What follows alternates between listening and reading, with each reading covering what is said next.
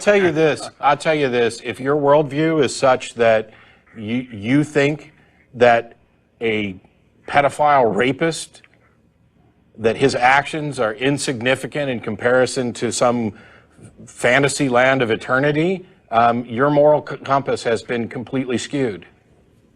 Yeah, we don't believe in souls. We don't believe in this afterlife. There's no evidence for this sort of thing. So, you don't get brownie points. It doesn't mean it isn't true. Right, and just because you keep asserting it doesn't mean it's true. Do you care whether or not it's true? Well, yeah. Okay, so how do we go about determining whether or not this is true? Because we're in a disagreement about a fundamental fact about existence, right? And we care whether or not it's true. So what steps do we take to figure out whether or not it's true? That's the question. Everything that exists has to have a cause, right? What the hell does that have to do with it? You can't just begin with everything has to have a cause. That's got nothing to do with an afterlife or a soul. Well, like in the Bible it says that God created everything. Sure, and Captain Kirk asked God why he needed a spaceship. You can't go to the Bible and say what the Bible says, because then the next question is, why do you believe the Bible to be true? If your source of truth is the Bible, you've already lost. You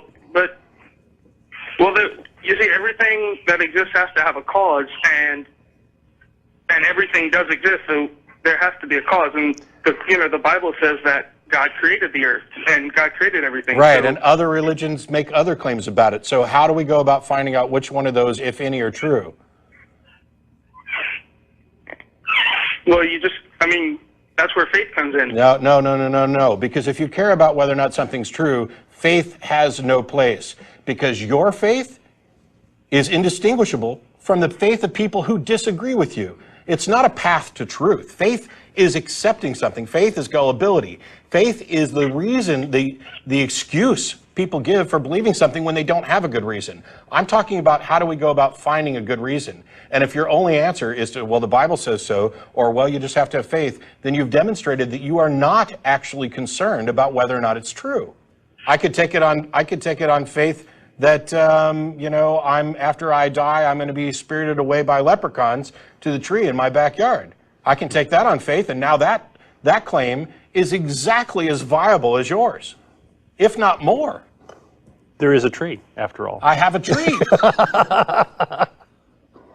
I'm talking about paths to truth, and you're making appeals to faith, and that's not a path to truth. Faith is a give-up.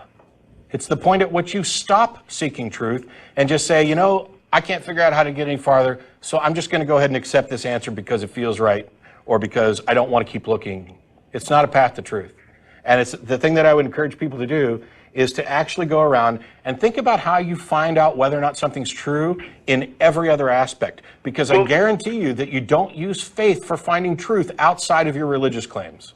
Well, but if we were absolutely certain that God existed, then there would be no room for having faith. Okay, it would be pointless. Okay, so there's no room for faith. I'm fine with that. Why would anybody want to make room for faith? Why would you think faith is a good thing? Well, because if you don't have faith in something, how can you trust it? No. I can have trust in things, and I can have confidence in things based on evidence, based on I have reasonable expectations about what's going to happen because there's a past record that has provided evidence for things. If I drop this pen, I don't have to have faith that it's going to fall down and hit the table. But, all right, we do have some reasonable evidence to believe that there's a God. What? That everything exists, and nothing can exist without a creator. No. Wow. And you cannot simply say that because everything exists, there must be a creator. Depending on how you structure, first of all, it's not a logical argument, but depending on how you structure it into a logical argument, there could be any one of a dozen fallacies that get you from I exist, therefore God. And they're all flawed. If they weren't, it would be a Nobel frickin' Prize. So we've looked at these. Well, then how do you explain how they exist if there is no creator? Then how do things exist, and how are things so complex? First of all, complexity has absolutely nothing to do with it. And second of all, assume that we have no answer, right? Okay. Then the answer is I don't know. The answer doesn't become I can't think of anything better, therefore a God did it. if we have a holy book that's 4,000 years old that says that there is a God who created things, no, then I'm sorry. The age of your claims, neither the age of your claims, nor the number of people who believe them, nor the strength of their convictions has any bearing at all on whether or not those claims are likely to be true. And there are claims that are older than the book that you're pointing to, by the way, and you disregard those. Matter of fact, you disregard every other claim by every other religion, and you have absolutely no grounds for doing so. but You make a special case for the religion that you believe, and you only want to justify it by appealing to faith. That's not somebody who's interested in whether or not something's true.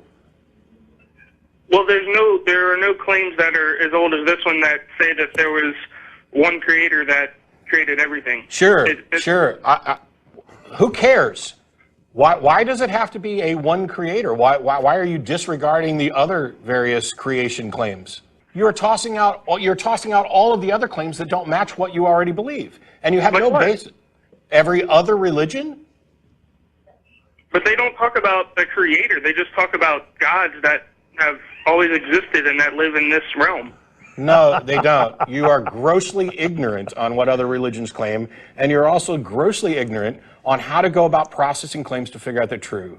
And you've got what you believe, and now you're looking for anything that fits what you already believe. That's not a path to truth. You do not care whether or not it's true. And because the kind of kindergarten, simplistic, I exist, therefore God, doesn't get anywhere. Well, would you have for 1 second said you have to take it on faith if there was a valid and sound logical argument for the existence of God? Of course not. And that's kind of conceding the argument. Sorry, right? But that is the concession. As soon as you make the Bible says so or I'm taking it on faith, you have lost, and you've demonstrated that you're not in any way concerned about truth. And on that note, I got to go on to other callers, but thanks.